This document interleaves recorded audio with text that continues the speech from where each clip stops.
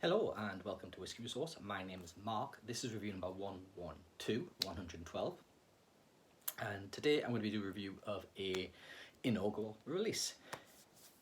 So over the last few months there's been quite a few inaugural releases, and a lot of them, the anticipated ones, let's say Rassay or Torabeg, met with massive demand and popularity, and there was significant issues getting hold of the bottles simply because of various issues, which is in a video that may have been released now, will be released in a few days. There's a video I've done, and there will be links appearing. But I'll be reviewing a whisky today that it was the first bottling of a new whisky company, distillery, that has flown very much under the radar. You probably haven't heard of it. You may have seen it on various online stores. You may have just skipped past it without paying it any more attention. Which whiskey? Well, I'm gonna show you the bottle.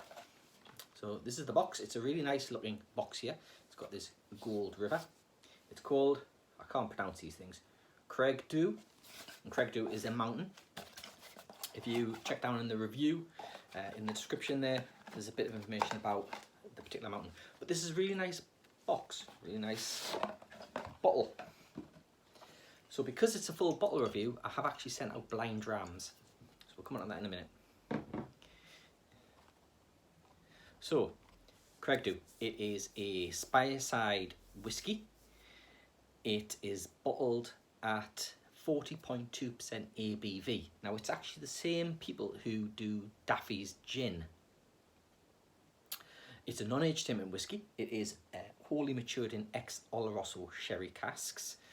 Now, I did get in touch with the producers of the whisky, the distillery, for some more information. When I actually ordered it from the distillery's website, I fired off an email straight away saying, I've ordered this bottle and here's a few questions that I'd really like to know the answers to. Is it chill filtered? Does it have colour added to it? Is it wholly ex-Oloroso casks, or is there some kind of other cask influence going on there? Do we have an approximate age for it? Those kind of things. I've not had a reply.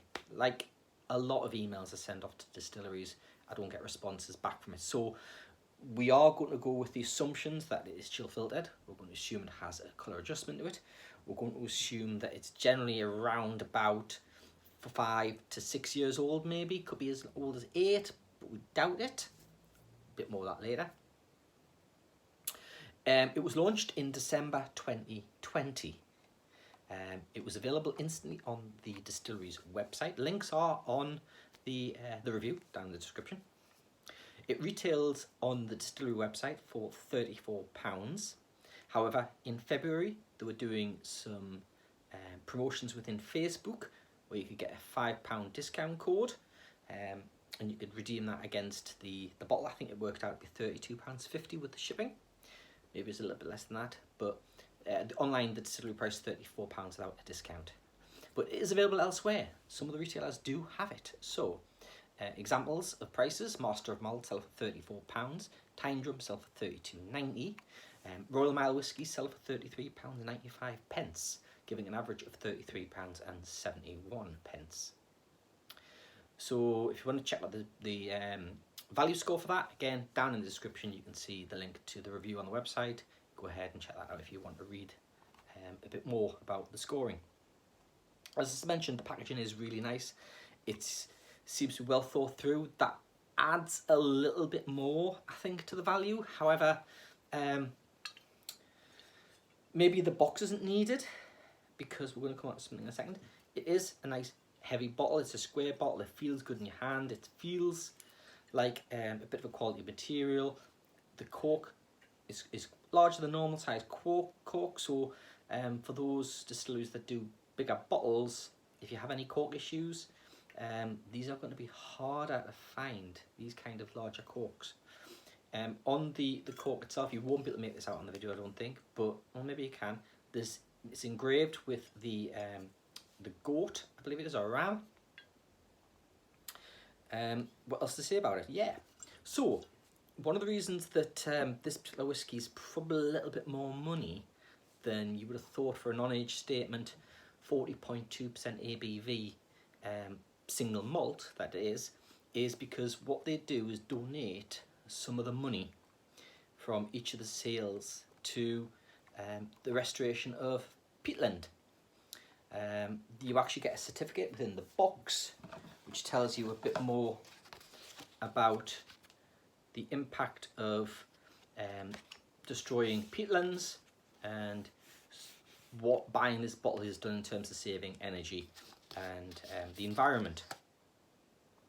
So they're very much on a carbon emission reduction with this particular bottle, which is admirable. I suspect that they won't be doing a peated release of this whisky since they're trying to save and restore peatlands. And it is, to be honest, it is something that you need to consider when making purchases. It's about sustainability.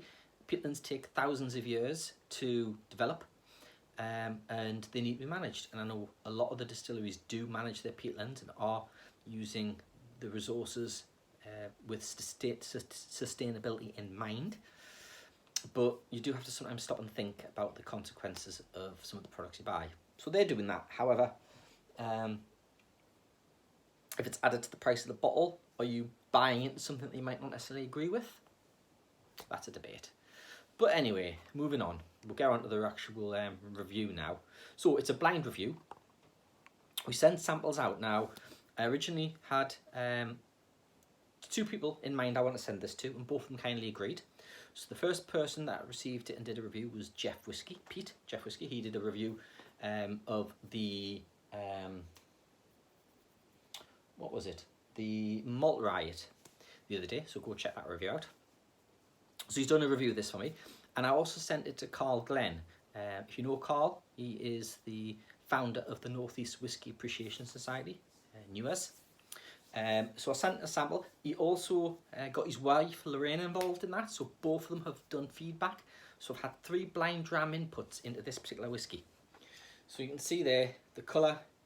This is very similar in colour to the Malt Riot.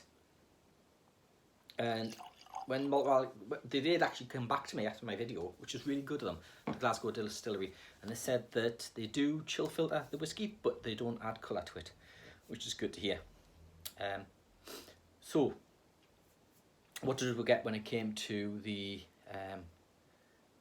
blind tasting? Well, on the nose, the testers, Lorraine, Carl and Pete, all got very, very similar tasting notes. So on the nose, they described it as light cherry, maybe slightly like wine, bit of maybe champagne fizz going on there, nutty, possibly walnuts, apple, sour milk, and orange peel. That's kind of what they got. So you are getting that cherry influence straight away, but it is a bit subdued. It suggests it's quite young and it hasn't spent an awful lot of maturation in ex-sherry. And I'm not getting the impression that they are fresh sherry casks either. There is toffee, and I do get that kind of sour off milk from it. It's whilst it doesn't have grain, it's coming across like a youthful blend. But this is a single malt. It's not particularly inviting. It doesn't engage you and make you want to take a sip.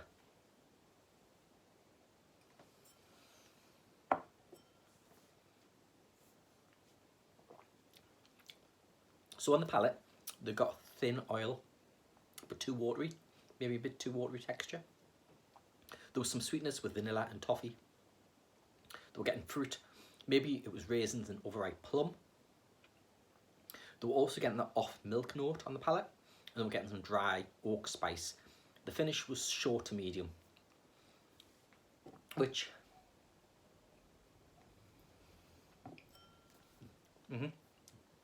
all that is right. That is kind of, in an amazing nutshell, what it tastes like. It starts oily, not thick oil, but on the edge of what you can get away with oil, but too watery. It's it's lacking body. It's not at all complex. It's fruity, it's toffee, it's maybe a bit of apple in there, and a bit of spice with oak on the finish. The sherry influence is much on the lighter side of sherry influence.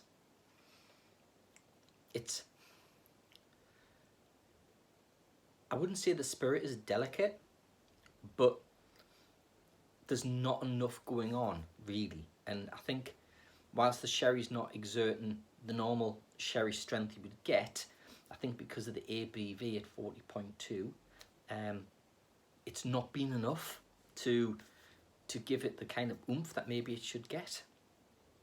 They all guessed correctly that was going to be 40% ABV, and Jeff suspected that it was going to be a Speyside and that it was going to be 20 to 25 pounds. Well, it is a Speyside, so Jeff got that one. He got the strength, as did Carl and Lorraine. As for the price, 20 to 25 pounds. No, it's a bit more than that, but it's not worth that, really. It's quite an expensive product. Okay, it's an inaugural release, the first release from this particular new distillery, this new brand. There is speculation that maybe this whiskey wasn't distilled by Daffy's and that it was actually sourced from somewhere else. But they haven't come back to me when I asked that question or proposed some questions to them. In terms of scores for a blind dram, well, we've got 4 out of 10, 5 out of 10, 6 out of 10. That gives us an average of 5 out of 10 in terms of how they scored it, which is a poor score, unfortunately. Given that they didn't know much about the distillery or regards to the peatland restoration that part of the purchase goes towards, would they perceive this, would they give a higher score?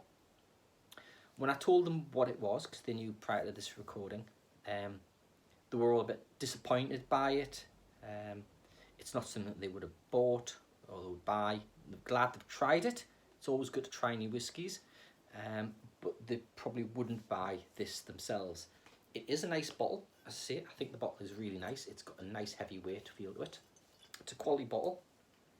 The box is nice, but a lot of people bin the boxes. Is it an everyday sipper?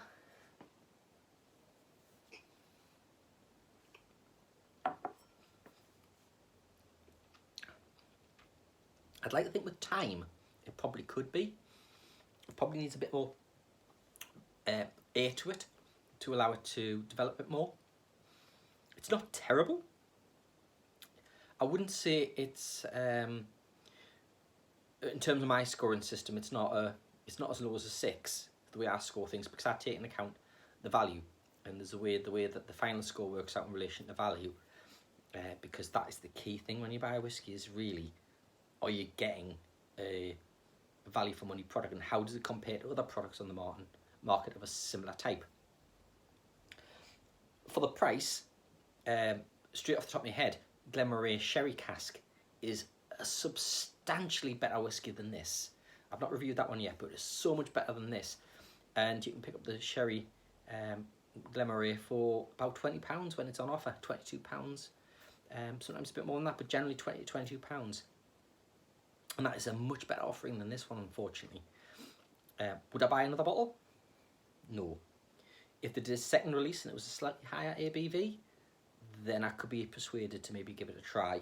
If they keep the bottling at 40.02 or 40.2, no, I wouldn't buy another bottle. Do I recommend it? No, unfortunately, I don't recommend it. It's too expensive. It's not going to have any collectability, I don't think, unless the distillery start knocking out incredible diverse ranges of whiskies and become renowned, which there's always that ability, then it would be collectible. But this particular bottling to drink, it's forgettable, unfortunately. Yeah, it is.